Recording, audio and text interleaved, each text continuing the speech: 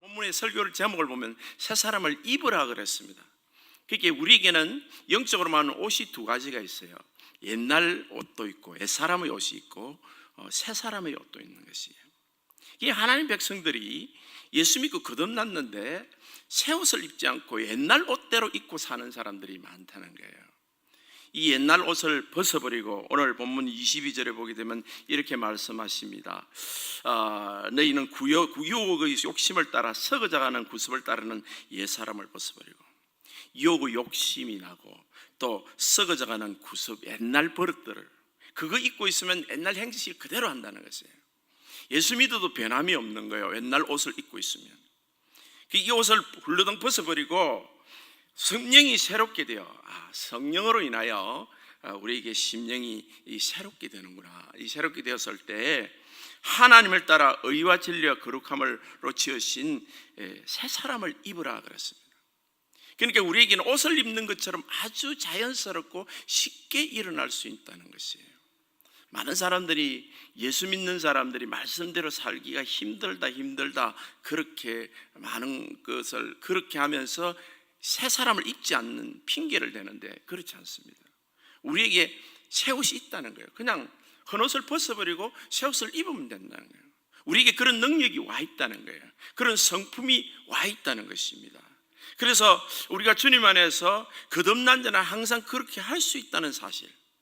왜 내가 그렇게 해야 되느냐? 내가 어떤 공동체 안에 살기 때문이에요. 나 혼자 사는 게 아니에요. 내가 옛 사람을 입고 있고 옛 옷을 입고 있으면 옆에 사람을 계속 다치게 하고 아프게 합니다. 사랑하는 사람을 아프게 하고 다치게 하는 이유는 내가 옛 사람의 옷을 입고 있기 때문이에요. 훌러덩 벗어버리고 새 옷을 입으면 되잖아요. 그 새 옷을 입는다 그럴 때 오늘 말씀으로 전체적으로 읽은 그 이후의 본문의 말씀으로 보면 두 가지입니다. 하나는 참되고 선한 말을 하는 거예요. 이웃을 향해서 말을 고쳐야 되는 거예요. 근데 말을 고치는 말이 내게 와 있다는 거예요. 두 번째는 뭔가 하면 이웃을 사랑하는 마음을 가져야 돼요. 하나님 아버지의 사랑으로 사랑하는 마음을 가져야 되는 것입니다.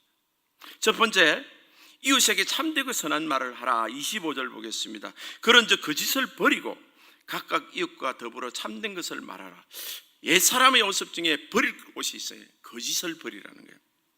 거짓은 모든 종류의 부정과 구속입니다. 거짓말에도요, 적극적인 거짓말이 있고 소극적인 거짓말이 있는 것 같아요. 적극적인 거짓말은 이렇게 아주 거짓말을 막 드라마처럼 만들어내는 거예요. 어떤 자기 유익을 위해서, 악한 의도를 위해서 그렇게 심지어 아첨하고 이간질하는 이런 말들도 이렇게 드라마를 쓰고 만들어내는 거예요. 소극적인 그 거짓말은 어떤 것인가? 말을 안 하고 입을 닫고 있는 것도 아주 큰 거짓말이 될 수 있습니다. 제가 그 법에 대해서 잘 모르지만은 미필적 고의라는 게 있어요. 미필적 고의라는 것은 뭔가 하면 어떤 사람이 가만히 두고 말을 안 하면 큰 문제를 당하는 거예요. 근데 그걸 내가 알고 있어. 아는데도 내가 말을 안 하고 있는 거예요. 예를 들면 아이가 일로 가면서 언덕에 쭉 가면 떨어지는 거예요. 나보고 물었어요. 언덕으로 지금 가면 이게 길입니까? 물었는데 아무 말 안 해. 가서 떨어져 죽었어. 그럼 누가 죽인 게 되냐면 내가 거짓말을 한 거야. 입 다물고 있은 거예요. 우리는 말을 해야 될 때가 있습니다. 진실을 밝혀줘야 될 때가 있어요. 그걸 입을 다물어서 상대방이 결정적으로 큰 해를 미친다면 그건 큰 거짓말이 됩니다. 거짓말을 하게 되는 이유는 자기 이기심 또는 두려움이에요. 근데 두려움이 참 거짓말을 많이 해요. 성경에 보면 신앙이 좋은 아브라함도 거짓말을 했어요. 아내를 루이라 그랬습니다. 이 거짓말을 하지 않을 때 그 두 사람 중에 한 사람이라도 나는 그런 거짓말을 할 수 없어라고 이렇게 용기 있는 결단을 해야 되는데 사라 아내는 그냥 그걸 받아들였어요. 그러므로 큰 위기를 가정이 깨질 뻔한 위기를 두 번이나 당하게 됩니다. 다윗의 거짓말은 정말 크게 했죠. 바세바를 범하고 나서 아이가 잉태를 되자 그때부터 이 범죄를 듣기 위해서 거짓말을 하게 돼요. 우리가 거짓말을 하게 되는 건 악은 거짓을 낳는 거예요. 그걸 듣기 위해서 거짓말을 하다 보니까 계속 거짓이 크게 되는 거예요. 우리에게 거짓말을 하는데 우리가 듣지를 않으니까 이제는 죽이기까지 하는 거예요. 이 간음이 살인죄까지 연결이 되는데 거기에 거짓말이라는 게 붙어 있게 되는 것입니다. 그런데 다윗에게는 정말 좋은 형제가 있었습니다. 그 사람이 나단 선지자라는 사람이에요. 나단 선지자도 제사장이기 때문에 사실은요, 하나님이 가르쳐 주셨다 하더라도 이 다윗이 진실을 말할 때 듣지 않으면 어떻게 될까? 자기는 죽어야 돼요. 두려움이 있었을 거예요. 진리를 말할 때, 용기 있게 말할 때, 솔직히 말하고 용기 있게 말한다면, 진실을 말할 때 내가 목숨을 거는 두려움, 고민을 했을 겁니다. 대충 그 기간이 한 1년 정도 대충 되는 것으로 추측을 하는데, 그런데 그렇게 비유를 하잖아요. 어떤 가난한 사람의 암양이 한 마리 있고 부자는 소와 양이 굉장히 많은데 손님이 왔는데 한 마리 있는 그 암양을 잡아먹자라고 그렇게 이야기를 하니까 다윗이 그 이야기를 듣고 굉장히 분기탱천을 합니다. 자기가 그런 죄는, 자기가 지은 죄에 대해서는 사람들이 몰라. 그리고 자기 죄는 굉장히 작게 표현을 하는 거예요. 지가 그러고 있는데 다른 사람이 지금 그랬다고 지금 분기탱천을 하는 다윗의 모습을 보면서 이 거짓말이라는 것이, 이 마귀가 말이죠, 우리가 이 참 선악과를 따먹을 때부터 참 우리 그 삶의 이 옛사람 속에 그런 속성들을 숨겨놔서, 그래서 다윗을 분노할 때 네가 그 사람이다. 나단이라는 선지자가 진실리를 말해줍니다. 하나님이 알고 계시고 하나님이 내게 말씀하셨고, 거짓을 말해도요, 우리는 하나님이 알고 계신다는 사실을 꼭 기억해야 돼요. 사람은 다 속였어요, 다윗은. 근데 나단 선지자에게 하나님이 가르쳐 주셨습니다. 그런데 그때 다윗에게 말할 때 다윗이 회개를 한 거예요. 다윗을 살린 사람이 진리의 말씀이었습니다. 정직한 말, 참되고 선한 말이었어요. 그래서 우리는 이 거짓으로 인하여 여러 가지 제약을 덮고, 거짓으로 인하여 참 오늘날 이 시대는 크고 작은 거짓말이 너무 많습니다. 그거 정말 피해야 되죠. 이 새 사람을 입는 사람은 진리를 말하고 참되고 선한 것을, 이웃과 더불어 참된 것을 말하는 사람. 왜냐하면 우리가 지체가 되고 연결이 되어 있기 때문에 한 군데 이렇게 다치고 섞게 되면 다른 것들도 곧 영향을 미치게 되는 것입니다. 두 번째는 분냄입니다. 26절을 보게 되면 분을 내도 죄를 짓지 말며 해가 지도록 분을 품지 말고 마귀에게 틈을 주지 마라. 이 분을 내면 마귀에게 틈을 준다는 것은 갈라진다는 거예요. 깨지는 거예요. 가정폭력이 아주 심각하더라고요. 뭐 이렇게 남녀 사이에, 오늘 아침 뉴스를 보니까 남녀 사이에 이렇게 사귀는 가운데도 막 남자가 여자를 그냥 폭력적으로 때리고, 한 번 때린 사람은 70% 내지 80%또 폭력을 하는 거예요. 이 습관적으로 이 분을 참지 못하는 것 있죠. 이 분냄. 그리고 31절에 한번 보세요. 31절에 보게 되면 너희의 악독과 노함과 분냄과 떠드는 것, 이게 비방하는 것을 모든 악의를 함께 버리고 그랬습니다. 이게 이 분냄과 떠드는 거 이렇게 하게 되면 이게 틈새가 갈라지게 되는 거예요. 갈라지게 돼요. 잠언서 14장 17절에는 노하기를 속히 하는 자는 어리석은 일을 행한다 그랬습니다. 참 분이 나면 보통 말이 거칠어지잖아요. 욕을 하게 돼요. 욕설을 하고 입에 욕이 익은 사람들이 있어요. 욕은 남자가 잘하죠, 그죠? 기 있는 자는 적을지어다.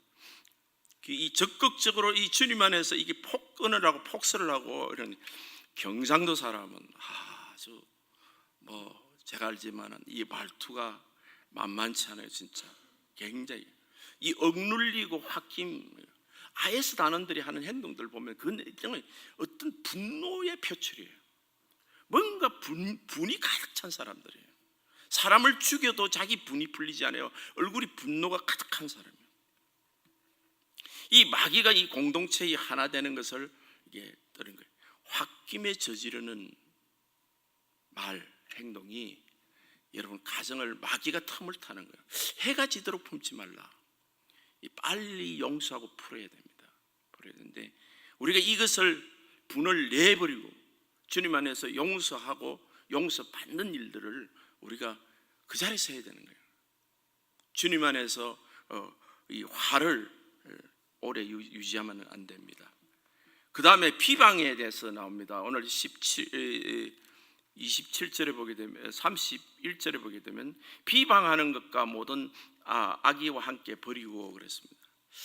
사람을 비방하는 것, 허물을 거듭거듭 비판하는 것, 말하는 것 등은 잠언서 14장 17장 9절에 보면 헛음을 거듭 말하는 자는 친한 벗을 이간한다 그랬습니다. 전도서 10장 20절에 보면 심중에 왕이라도 저주하지 말라 그랬습니다.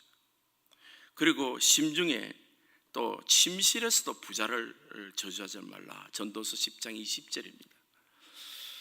이게 우리가 여러분 침실 이런 데서 은밀한 곳에서 마음속으로라도 사람을 저주하지 말라는 거예요.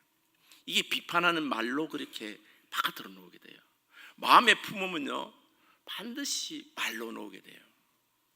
화가 났다 또는 비판하는 마음이 생겼다 그러면 그것을 저주하는 말이에요. 비아냥거리는 말. 다른 사람은 웃죠, 그죠? 해가 서쪽에서 지겠다. 가진 게 돈밖에 없지. 뭐 호박이 줄 건 든다고 수박 되나. 이런 말들을 우리가 흔히 쓰는데 그 듣는 당사자는 굉장히 깊은 상처를 받게 되죠. 그래서 비방하는 말을 우리가 삼가야 되는 것입니다. 그리고 마지막에 29절에 보게 되면 모두 무릇 더러운 말은 너희 입밖에 내지 말고 오직 덕을 세우는데 소용되는 대로 선한 말을 하여 듣는 자들에게 은혜를 끼치게 하라 그랬습니다. 더러운 말 5장 4절에 에베소서 5장 4절에 보게 되면 누추함이나 어리석은 말이나 희롱의 말이 너에게 마땅치 않다 그랬어요. 우리가 이 누추한 말을 하게 되는 동기들을 말하게 되면 조크를 한다고 유머를 한다고 이렇게 누추한 말을 많이 할 때가 있어요. 특별히 성희롱에 대한 것은 요즘 굉장히 엄격하게 다루고 있잖아요. 옛날 우리 시대만 해도 그것이 무슨 형사적인 문제가 안 됐는데 요즘은 말을 함부로 해도 성희롱, 성적인 그런 희롱을 해도 범죄가 되는 것입니다. 그런데 여러분이 참 조심해야 될 것이 유머 뒤에 숨지 말아야 돼요. 이 성도들 중에 이렇게 웃기는 소리를 잘 하시는 분이 있어요.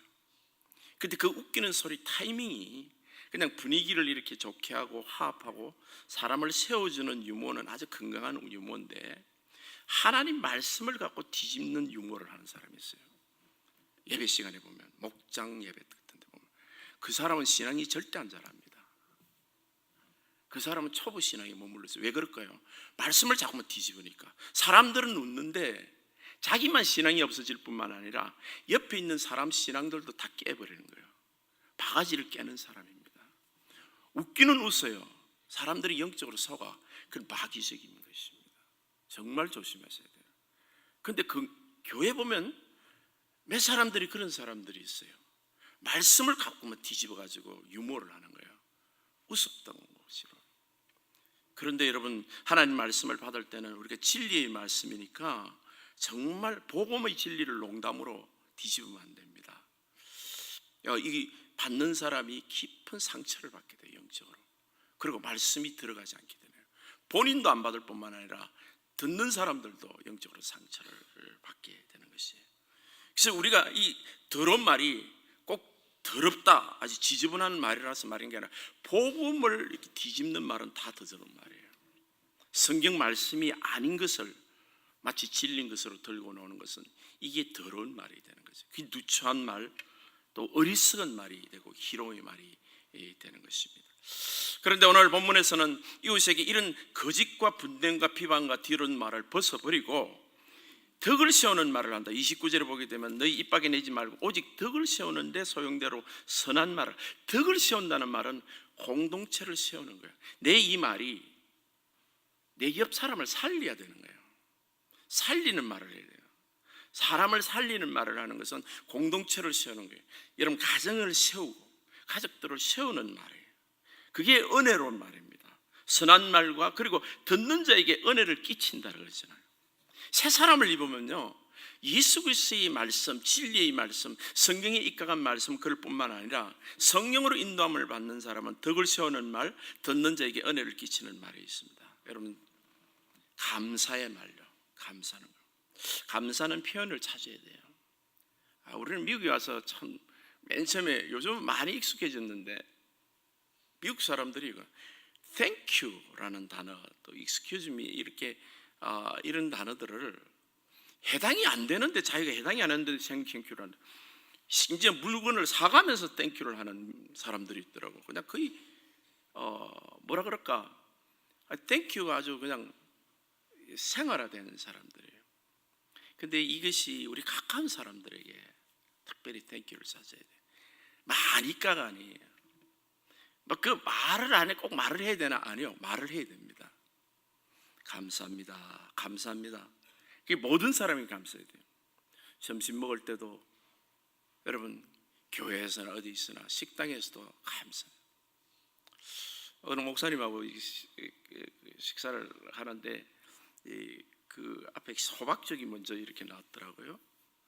근데 호박죽 나는 그냥 우리 집에서 먹는 우리 호박죽이, 우리 교인들 호박죽이 더 맛있더만, 그 식당에서 그 호박죽 그걸 이렇게 먹고 나서 그 목사님이 아주 그렇게 아주 귀하게 칭찬을 하더라고요. 이 식당 호박죽이 정말 맛있습니다 그러시더라고요. 근데 그 일하는 점원이 정말 주님 안에서 얼굴이 환히 피해지는 순간을 봤습니다. 이 말 한마디가 그냥 사람을 이렇게 정말 살리고 덕을 씌우는 거예요. 사람을 살리고, 은혜의 말들이에요. 감사의 말은 참 은혜는 지속적으로 감사해야 됩니다. 한 번 한 게 아니라 1년에 한 번 하고 결혼할 때 했다는 등 이런 생일 때 했다는 이런 게 아니라, 어떤 이벤트성이 아니라 우리는 이 감사의 말을 풍성하게, 감사를 자주 하면 감사할 일이 많이 생깁니다. 이게 풍성함이 축복이 오는 거는요, 감사를 자주 하게 되면 감사할 일이 더 생겨요.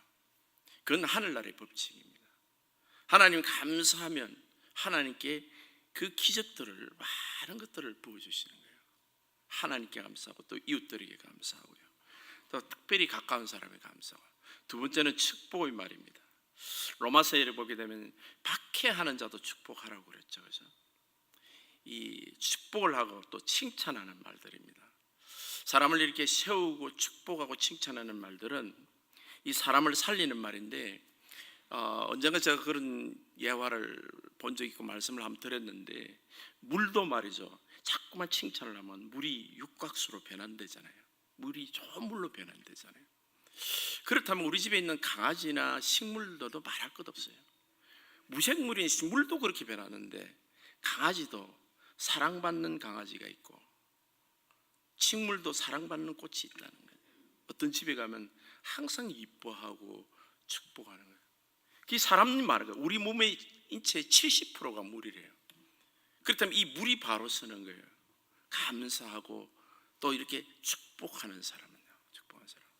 칭찬은 이렇게 고래도 춤추게 한다는 것이, 경우에 맞는 말이 언쟁반위에 검사하라 그랬어요. 말 한마디를 딱 이렇게 그냥 말이 너무 이렇게 뭐라 그럴까, 해프게 쓰는 말들을 요즘 많이 봅니다. 그냥 진심도 없고 그런 말 말고요, 정말 하나님이 주시는 심장을 가지고 내가 주님 안에서 귀하게 여기고 사람을 이렇게 축복하려고 하면 하나님 그런 말씀을 주세요. 그런 말을 그 사람에게 딱 해당되는 귀한 말씀들을 주십니다. 그게 그 사람을 살리는 거예요. 그 영혼을 살리는 거예요. 그래서 우리가 주님 안에서 그 영혼이 변하게 하는 그 능력이 말씀에 있다는. 그러고 보니까요, 창세에 하나님 천지를 말씀으로 유월달 지었거든요. 하나님 말씀으로. 사람을 이렇게 다시 살리려면 음식을 잘 먹이고 의학적인 그것도 있지만 그 전에 영적인 부분에서 그 사람을 말씀으로 축복하는 거예요. 말씀으로 세우는 거예요. 그게 그 사람을 정말 그 에너지가, 깊은 영적인 에너지를 하나님께서 주시는 것입니다.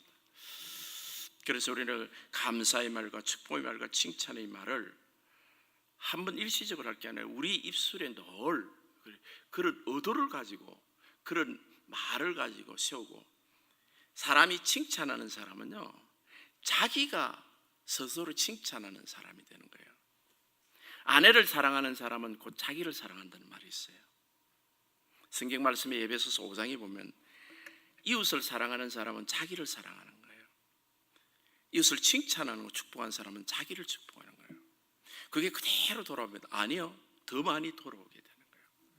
그 축복을 빈 축복은 성경에 이런 말씀이 있어요. 축복을 빈 그 축복을, 평안을 받을 만하면 그 사람이 받겠지만은, 그 사람이 no 안 받겠습니다 하면 내게 돌아온다 그랬어요. 그 사람이 축복을 했는데 그 사람이 나 못 받겠어, 당신 뭐 어쩌고 뭐 이렇게 뭐 이러면 그게 내게 그대로 돌아오는 거예요. 세상에. 주님께서 정말 아름다운 말을 하고, 이 우리가 새 옷을 입는다 그럴 때 우리 입술을 고쳐야 돼요. 입술이 새 옷으로 고칠 수가 있습니다. 연습을 해야 되는 것 필요합니다. 그런데 그것을 할 수 있는 능력이 잠재력이 네 안에 있는 거예요. 누구든지 할 수 있어요. 그 옛날 것은 벗어버려야 돼요. 헌옷 반죽 걸치고 새 옷을 반죽 걸치는 사람이 없잖아요, 그죠? 그러니까 헌옷은 벗어버려요. 십자가에 못 박고 그 다음에 새 옷을 내가 입는 거예요. 그리스도의 말씀으로. 두 번째는 우리 이웃에게 착하고 참되고 선한 말을 하는 사람일 뿐만 아니라 이웃을 아버지 사랑으로 대하는 마음을 가져야 돼요. 우리 말은 마음은 없는데 겉으로만 하게 되면 그건 일종의 거짓말이 되고 가식이 됩니다. 바리새인처럼.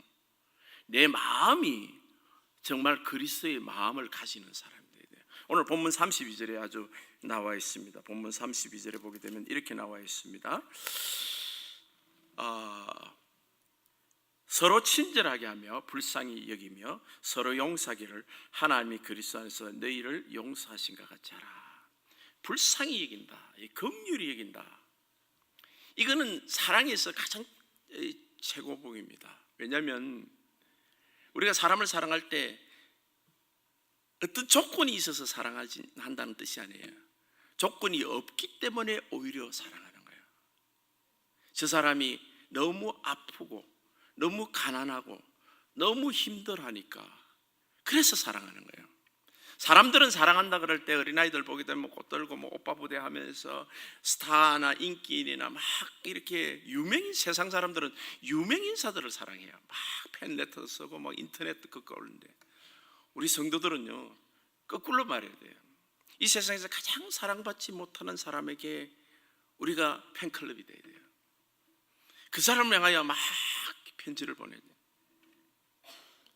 주님 안에서 하나님이 우리에게 사랑하라고 주신 영혼들이 우리 이웃들에게 있습니다. 우리가 온 천지 사람들을 다 사랑하면 좋겠지만 그러나 내게 주시는 주님이 숙제들이 있어요. 그래서 사랑 중에 친절하고 불쌍히 여기는 것은 예수님이 하나님이 세상을 이처럼 사랑하사 독생자를 주셨으니, 왜 독생자를 주셨으니 저를 믿는 자마다 멸망치 않고, 가만히 두면 모든 사람이 죄를 범하였으면 멸망하게 돼 있다는 거예요. 그 멸망치 않도록 하기 위해서 예수님을 주셨어요. 그러면 주님이 우리를 사랑하신 이유는요, 지옥불에 떨어지지 않도록. 그대로 두면 죽으니까. 어떤 아기가 지금 언덕에서 막 언덕길로 가고 떨어질 것 같습니다. 그거 두고 보는 사람이 없어요. 가서 구해줘야 될 거 아니에요. 마찬가지로 우리 인생에서 우리가 포커스를 하는 것은 불쌍히 여기는 거죠. 죄 때문에 죽게 돼서, 그래서 용서하기를 하나님 그리스도 안에서 너희를 용서하신 것 같이 하라. 우리가 사랑한다 그러면서도 참 이게 등한히 하는 것이 사실은 자꾸만 옛날 사람들 습관처럼 내게 친절하고 사람 보기 좋고 친구로 가지면 좀 자랑스럽고 또 주변에 같이 걸어다니면 좀 이렇게 내가 서는 사람, 이런 사람들을 자꾸만 많이 찾게 돼요. 그 뭐 친구들 중에 그런 데도 있고 그럴 수도 있는 거지만, 그러나 우리의 영혼의 이웃들은 가족 간에도 식구들 중에서 제일 연약한 사람, 거기다가 그리스도의 사랑으로 사랑해야 되는 것이. 존 아터버그의 Everybody is normal till you get to know them 이라는 우리는 만나면 행복합니다 이런 제목으로 설교를 번역이 됐는데, 탐슨이라는 초등학교 선생님 이야기가 나와요. 그 초등학교 선생님이 5학년 정도를 담임을 하고 있었는데, 그 테디라는 이 학생이 하나 있었어요. 그런데 이 학적 공부를 애도 못할 뿐만 아니라 지저분하고 샤워도 안 하는 것 같고, 그리고 그 아이가 발이 없고 왕따를 당하는 거예요. 근데 시험만 치면 뭐 거의 빵점이 나오니까 선생도 막 아이들도 반에서 그런 아이 참 골머리를 앓는 아이였어요. 근데 그 학적부를 보니까 2학년 때 엄마가 불치병에 걸렸다가 3학년 때 이 아이 3학년 때 엄마가 돌아가시고 4학년 때 아빠가 집을 나가 버렸어요. 그래서 혼자 있는데 이모가 데리다가 키우는데 이모 집에서 구박을 받는 아이가 이 테디라는 아이였어요.